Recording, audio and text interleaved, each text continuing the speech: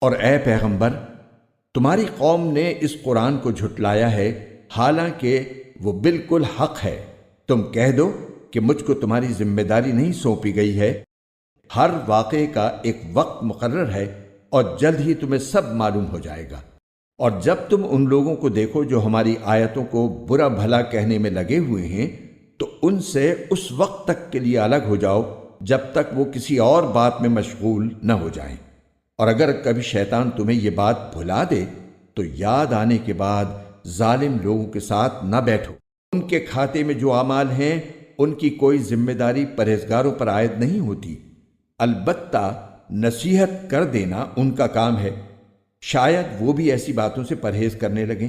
اور چھوڑ دو ان لوگوں کو جنہوں نے اپنے دین کو کھیل تماشا بنا رکھا ہے اور جن کو دنیاوی زندگی نے دھوکے میں ڈال دیا ہے۔ اور اس قرآن کے ذریعے لوگوں کو نصیحت کرتے رہو تاکہ ایسا نہ ہو کہ کوئی شخص اپنے اعمال کے سبب اس طرح گرفتار ہو جائے کہ اللہ کے عذاب سے بچانے کے لیے نہ کوئی اس کا یار و مددگار بن سکے نہ سفارشی۔ اور اگر وہ اپنی رہائی کے لیے ہر طرح کا فدیہ بھی پیش کرنا چاہے تو اس سے وہ قبول نہ کیا جائے۔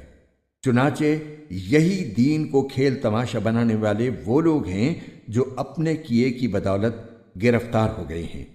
چونکہ انہوں نے کفر اپنا رکھا تھا، اس لیے ان کے لیے کھولتے ہوئے پانی کا مشروب اور ایک دکھ دینے والا عذاب تیار ہے۔